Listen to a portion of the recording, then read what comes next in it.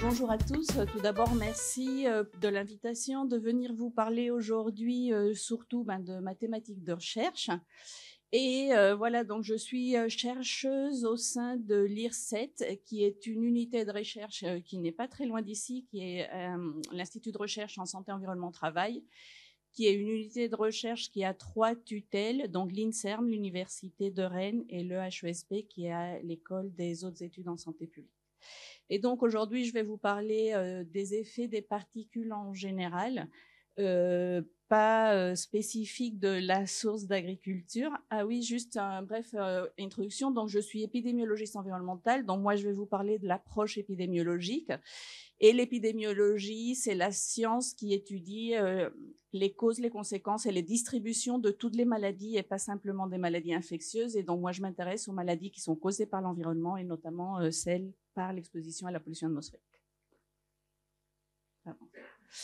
Donc, juste un bref rappel, qu'est-ce que la pollution atmosphérique? C'est une altération de la qualité de l'air extérieur qui peut avoir des effets nocifs sur la santé animale, végétale et sur l'environnement bâti, et qui a des sources d'origine naturelle, contrairement à ce qu'on peut avoir comme idée au départ.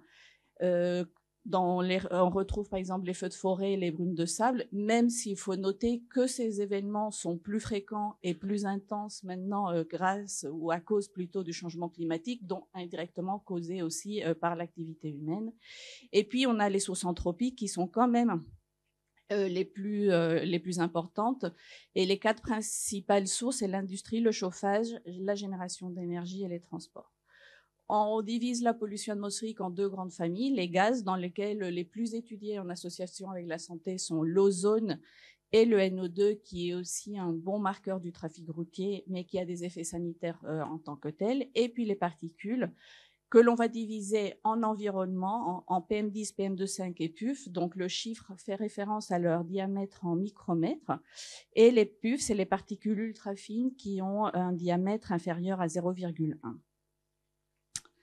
Alors ça ne marche pas, ça.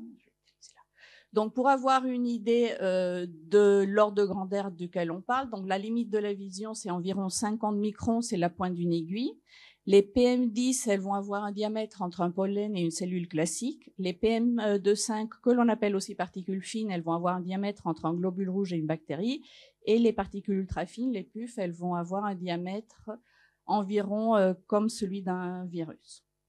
Et pourquoi leur taille est importante? Parce que plus elles sont petites, plus elles vont aller profondément dans l'organisme. Donc les particules très grossières qui ont des diamètres supérieurs à 30 microns, elles vont rester dans les voies aériennes supérieures, donc le nez, la gorge et tout ça, elles seront vite éliminées par la toux, la respiration, les mucus, etc. et n'auront probablement pas d'effet sanitaire.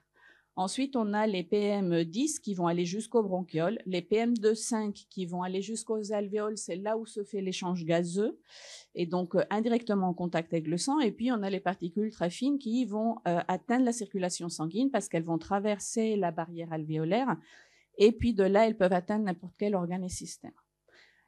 Aussi, plus récemment, il y a des études qui ont montré que les particules fines, même, elles peuvent aller directement au cerveau en longeant le nerf olfactif sans passer par la circulation sanguine, et notamment celles qui sont chargées en carbone. Donc, les particules, même les PM10 et surtout les PM2,5, même si elles vont rester dans les poumons, elles ne vont pas avoir que des effets au niveau des poumons, parce qu'au niveau des poumons, elles vont causer des réactions d'inflammation et de stress oxydant qui vont devenir systémiques. Et donc actuellement, on sait que les particules, les fines, elles ont des effets sur pratiquement tous les organes et systèmes. Alors la composition des particules varie beaucoup dans le temps et l'espace, en dépendant de leur source. Et celles qui ont été le plus étudiées, c'est celles qui ont un carbone, enfin celles pour lesquelles il y a une hypothèse plus forte de nocivité pour la santé, c'est celles qui ont une charge en carbone suie plus élevée, et c'est celles qui sont issues de la combustion incomplète, donc du trafic et du chauffage notamment. Alors, comme je vous le disais, on sait actuellement que la pollution atmosphérique a des effets sur pratiquement tous les organes et systèmes, à court et à long terme. En 2019, l'OMS a publié un rapport où il présentait les nouvelles valeurs guides qui vous ont été parlé précédemment, et ils estimaient que 99% de la population mondiale était exposée à des niveaux de pollution supérieurs à ceux recommandés par eux-mêmes, et 4,2 millions de morts prématurées par an étaient dues à l'exposition à la pollution atmosphérique. Alors ces chiffres, il y a d'autres chercheurs qui ont calculé que ce serait plutôt le double, donc ça c'est des valeurs plutôt conservatrices. Et en Europe, même si la grande majorité de ces morts ont lieu en Asie, il y a quand même un demi-million de morts prématurées en Europe dues à la pollution atmosphérique. Et en France, Santé publique France a estimé qu'environ 40 000 morts étaient dues par an à l'exposition aux particules fines. Et dans les zones urbaines de plus de 100 000 habitants, il y avait 15 mois d'espérance de vie qui étaient perdus dus à la pollution atmosphérique. Alors, on n'est pas tous égaux face aux effets sanitaires de la pollution atmosphérique. Il y a d'abord, en fonction de l'âge, donc les fœtus sont particulièrement susceptibles parce que ils sont en plein développement et même si le placenta il va filtrer beaucoup de choses, il filtre pas tout et notamment il filtre pas ces protéines qui sont issues de l'inflammation et du stress oxydant. Ensuite, on a les jeunes enfants aussi parce qu'ils ont une capacité pulmonaire supérieure, proportionnellement supérieure à celle des adultes, donc plus de surface d'exposition avec les polluants proportionnellement, mais aussi parce que par leurs habitudes de vie et tout ça, ils sont peut-être plus exposés, par exemple le bébé qui a la hauteur des pots d'échappement dans sa poussette. Ensuite, on a les adolescents, une population que l'on commence à peine à étudier, mais qui est particulièrement susceptible, surtout le cerveau et les poumons terminent leur phase de maturation dans l'adolescence. Et aussi à l'adolescence, on a le pic de croissance qui fait que l'organisme a d'autres priorités que de s'occuper, de se défendre d'autres choses. Il grandit à hauteur presque comme le 3e trimestre de grossesse.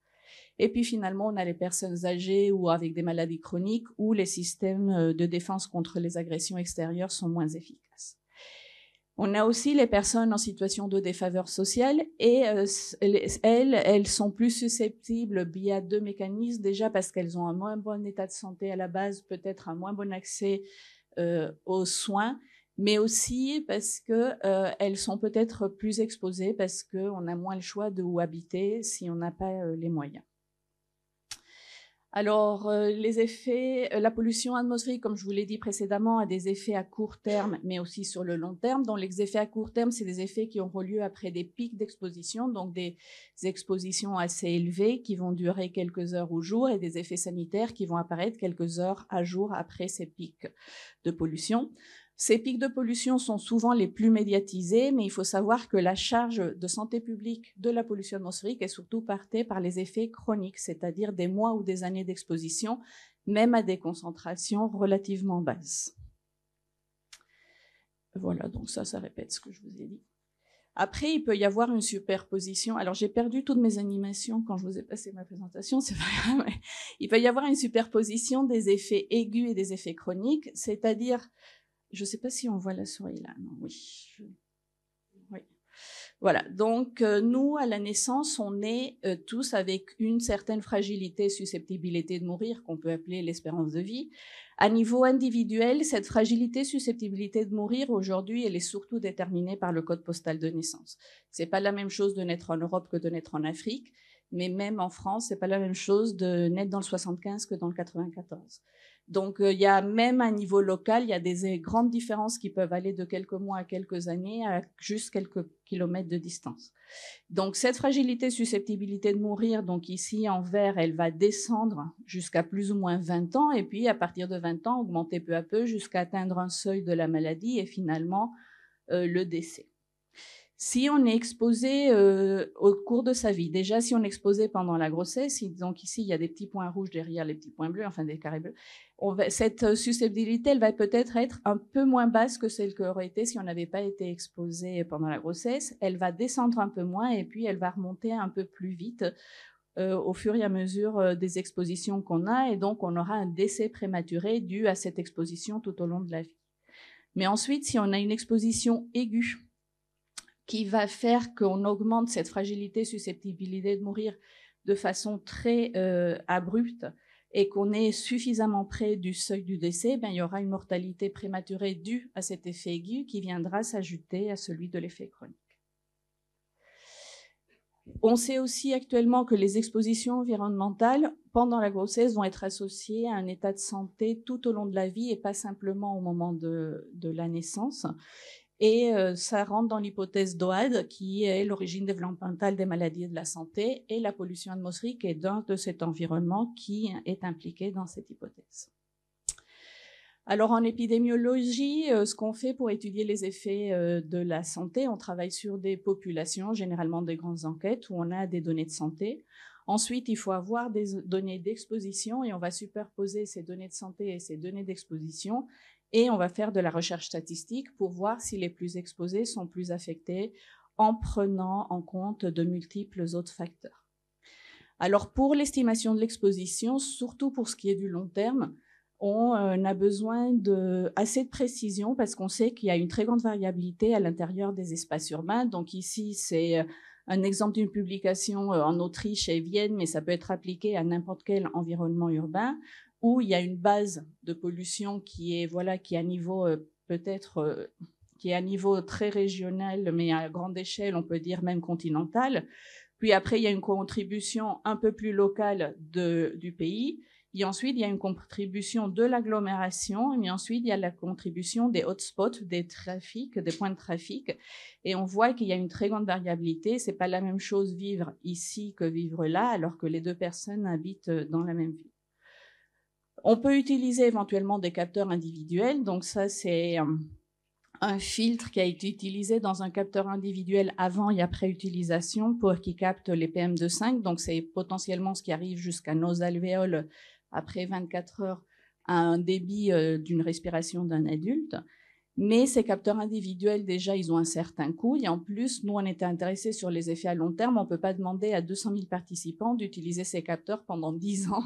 Déjà, le prix serait infaisable, mais la charge sur les participants aussi. Donc, ce qu'on a besoin, c'est de modéliser ces expositions avec des outils statistiques, géostatistiques, en utilisant des outils d'épidémiologie spatiale. Et voilà, on a des cartes qui ressemblent à ça, qui peuvent être plus ou moins précises. Ici, c'est des cartes qui ont été développées, je vous montre pour le NO2, là en bleu, et puis pour le PM10. Et donc, où on arrive à identifier les zones les plus polluées ou avec des concentrations plus élevées. Et ces cartes-ci, elles ont été faites avec une grille d'une définition de 100 mètres sur 100 mètres. Donc, on peut superposer les adresses de nos participants à ces cartes et avoir une estimation de l'exposition. Alors, je vais vous donner quelques exemples d'études épidémiologiques. Donc, d'abord, la première étude épidémiologique de la pollution atmosphérique, c'était pas le premier cas d'effet de la pollution atmosphérique, mais c'est celui qui est le premier qui a eu des publications, où en fin novembre, début décembre 1952, les médecins ont commencé à observer qu'il y avait énormément d'hospitalisation et de mortalité, plus que ce qu'il y avait normalement pour cette époque de l'année. Et en fait, ça a été associé avec le London Smog. Donc ça, c'est des photos qui ont été en principe prises pendant la journée. Il y avait une visibilité de 4-5 mètres et c'était dû à une baisse brusque de la température qui ont fait que les gens ont commencé à utiliser beaucoup plus de chauffage brusquement. Il n'y avait pas eu de pluie pendant quelques jours ni de vent. Ça a accumulé la pollution atmosphérique. À cette époque-là, ils mesuraient ce qu'ils appelaient le black smoke, qui est un équivalent des PM10 actuels. Et ils ont bien observé une augmentation du black smoke qui était associée aussi avec une augmentation de la mortalité. Et donc, à cette époque, ils avaient calculé plus ou moins 4-5 000 morts associés à cet effet juste pour 2-3 jours. Actuellement, ils ont refait des études et ils ont calculé que c'était plutôt 12 000 morts, donc qui étaient attribuables à ce pic de pollution atmosphérique. Donc, pour le long terme, et actuellement, quelques études que j'ai menées, donc dans la cohorte Constance. La cohorte Constance est une cohorte épidémiologique généraliste, c'est-à-dire de population générale. Et une cohorte, c'est un groupe de participants que l'on suit dans le temps.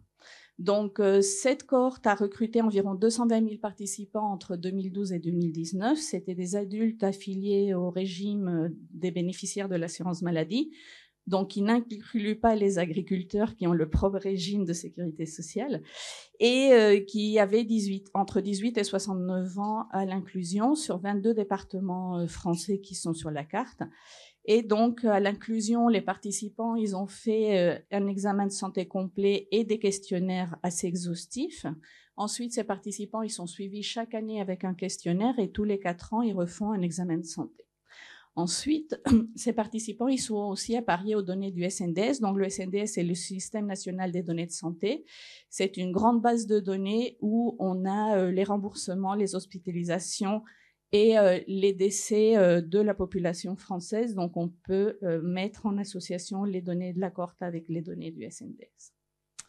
Et pour estimer l'exposition aux polluants atmosphériques, donc ici, c'est des cartes qui avaient été développées pour PM2,5, NO2 et le black carbone, donc qui est le carbone suie.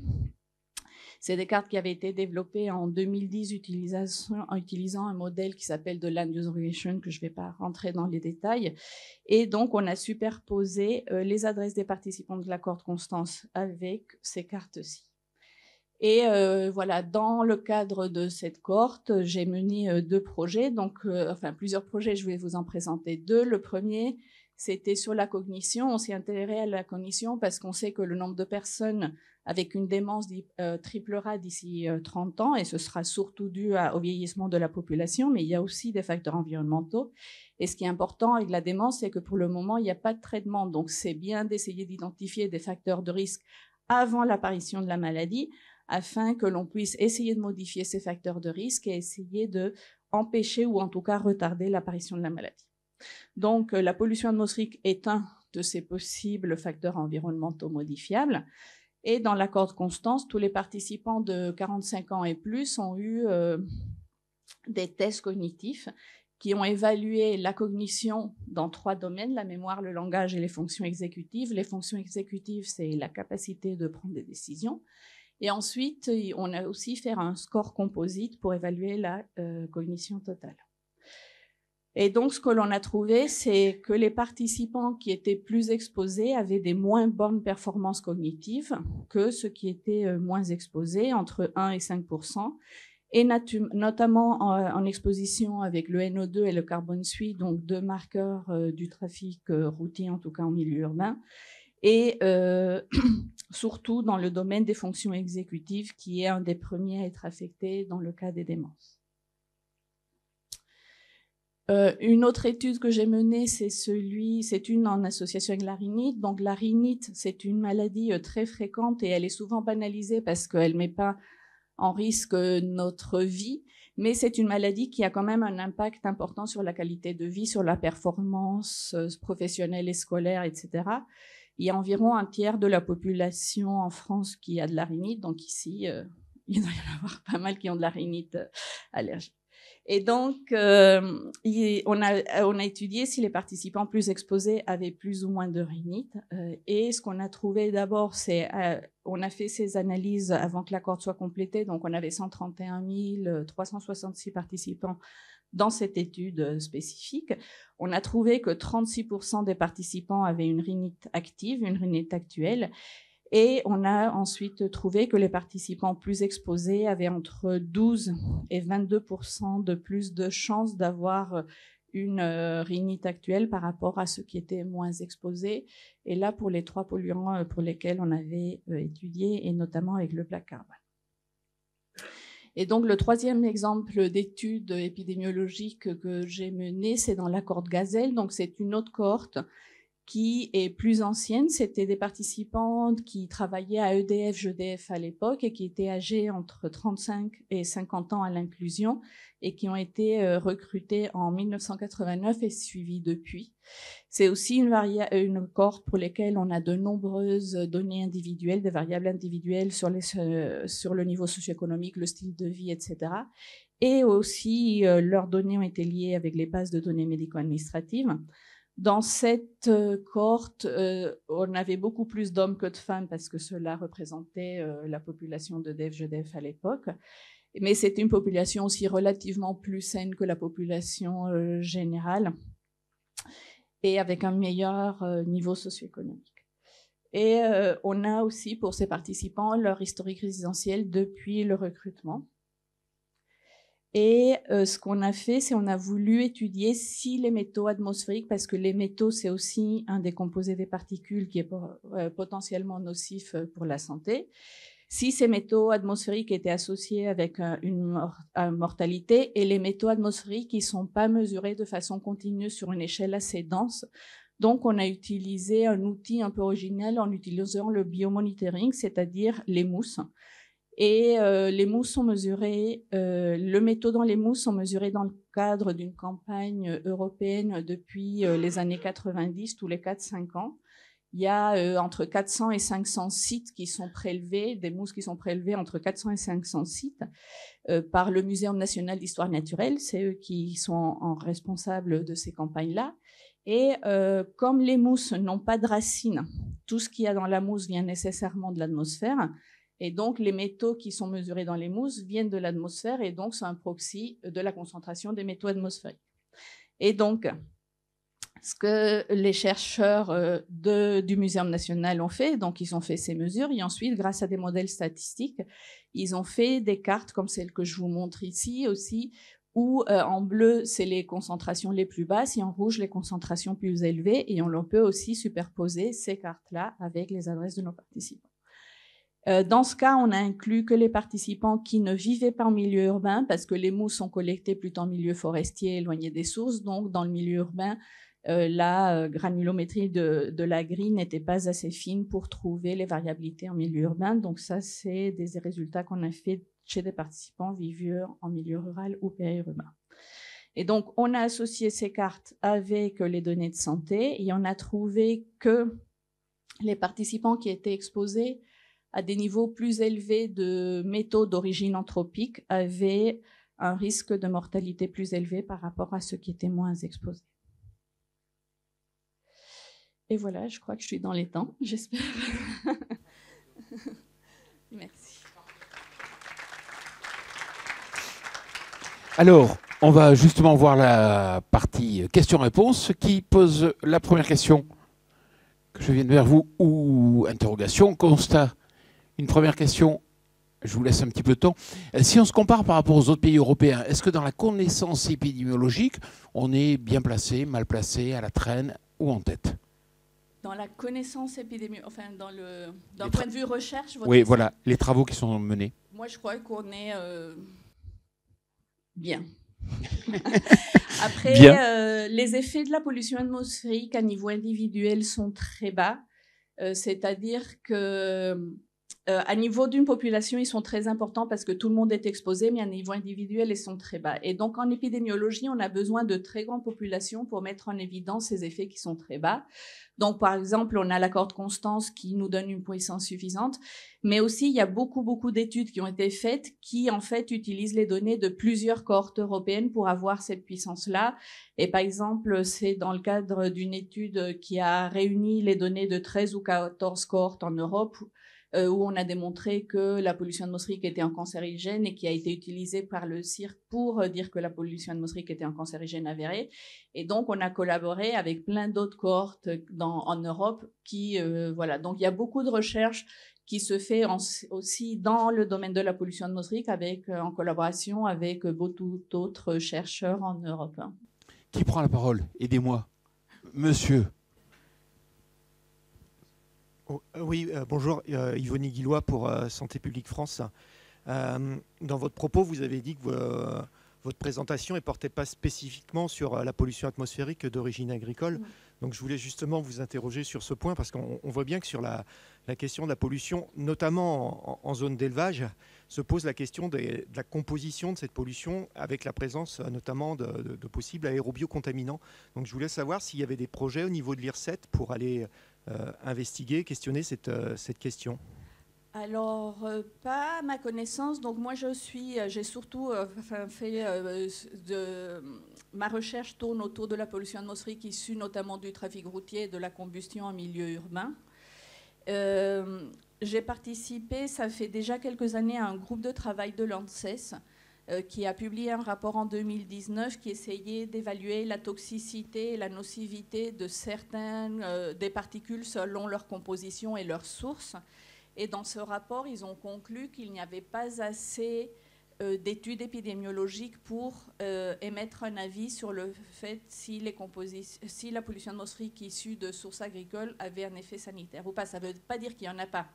Ça veut dire qu'il n'y a pas assez de recherche pour le moment dans ce domaine-là pour conclure. On a trouvé très peu d'études et on n'a pas pu conclure à aucun effet. Et voilà, une des recommandations de l'ANSES, c'était d'essayer de développer la recherche dans ce niveau-là.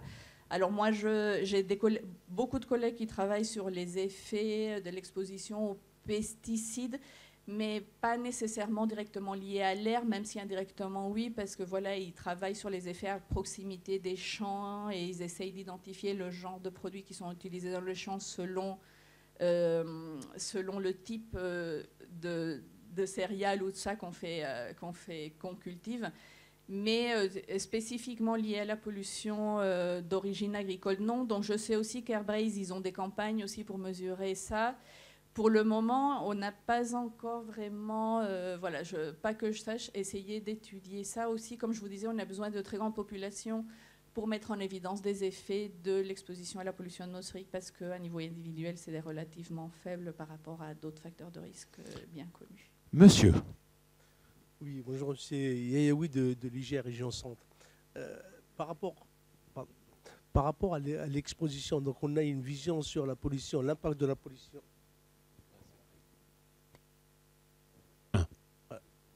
Oui, donc je répète.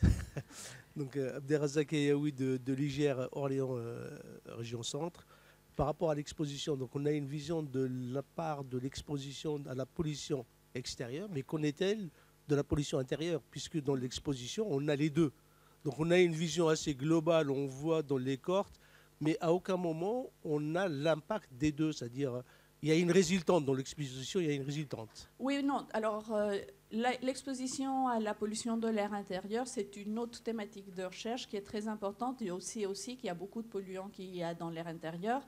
Et il y a beaucoup de polluants pour lesquels les concentrations sont plus élevées en air intérieur qu'en air extérieur.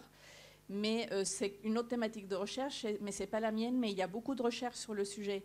Après, il y a, nous, ce qu'on essaye de prendre en compte quand on étudie la pollution de l'air extérieur, c'est prendre en compte des facteurs d'ajustement et tout ça sur la pollution de l'air intérieur pour essayer d'être sûr que ce qu'on trouve, c'est par rapport à la pollution de l'air extérieur. Mais c'est une autre question de recherche qui est très développée aussi, mais pas par moi. Madame, il faut parler bien près du micro. Merci. Oui, vraiment très près. Charlotte Lepitre, Atmo France. Je me demandais quelle était, s'il y avait une utilisation notamment des nombreuses données des ASCA sur la qualité de l'air dans le cadre de vos recherches, ou en tout cas de recherches au sein de l'INSERM, et notamment lorsque il y a des développements sur les polluants qui sont cherchés, sur aussi bien que ce soit l'ANSES qui décrète certains polluants d'intérêt national. Et donc, ça peut faire évoluer ensuite vos préoccupations au niveau des recherches. Et dans ces cas-là, il peut y avoir peut-être déjà des données, notamment dans les bases de données des ASCA. Et quel est le lien, du coup, qui peut être fait ? Oui, alors on a des collaborations, plusieurs chercheurs dans le domaine de la pollution atmosphérique avec plusieurs ASCA et même avec l'ATMO. Moi, j'ai un projet avec l'ATMO dans lequel, avec l'ATMO, on a développé des cartes d'exposition qu'on n'a pas encore utilisées, mais qui sont associées aux données de constance et qui sont prévues d'être utilisées. Après, il y a quelques ASCA spécifiques avec lesquels il y a plus de collaboration, notamment AirParif. Il y a pas mal de chercheurs que je connais qui ont des collaborations spécifiques avec AirParif, où ils font des campagnes spécifiques, ils travaillent ensemble, ils essayent de développer des modèles plus précis, notamment pour la région parisienne et des choses comme ça. Moi, ça fait pas si longtemps que je suis là et j'aimerais aussi développer des collaborations avec Airbrace, mais pour le moment, l'occasion ne s'est pas donnée. Il nous reste un petit peu de temps pour une dernière question. Qui souhaite poser la dernière question ? Oui. Monsieur.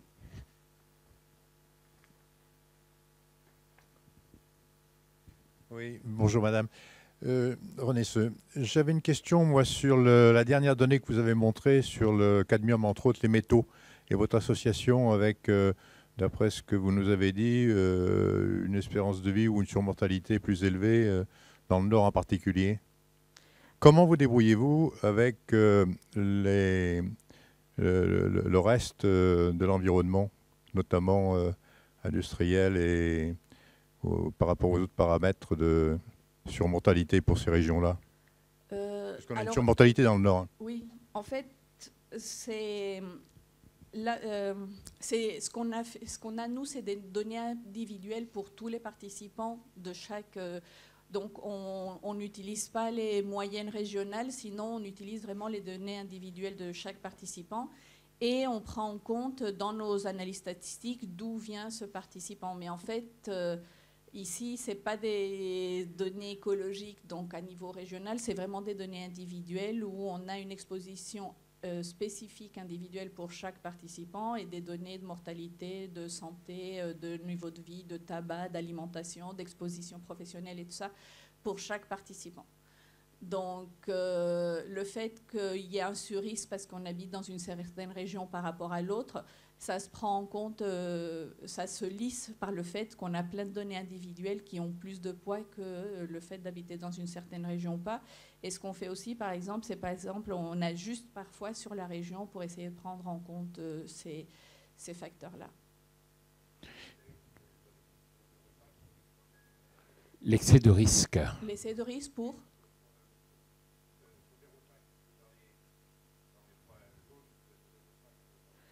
Non, alors oui, c'est une mais en fait, c'est un microgramme par gramme de mousse sèche. Donc, il n'y a pas de conversion en atmosphérique.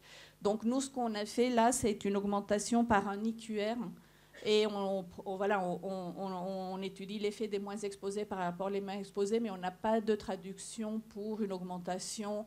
Donc, ce qu'on a fait, c'est qu'on a classé les 20 000 participants du moins exposé au plus exposé en leur donnant un rang parce qu'il n'y a pas de traduction entre les microgrammes par gramme de mousse sèche par rapport à ce qu'on peut trouver dans les concentrations atmosphériques. Donc, c'est vraiment plus exposé, moins exposé, sans de concentration à mettre en face.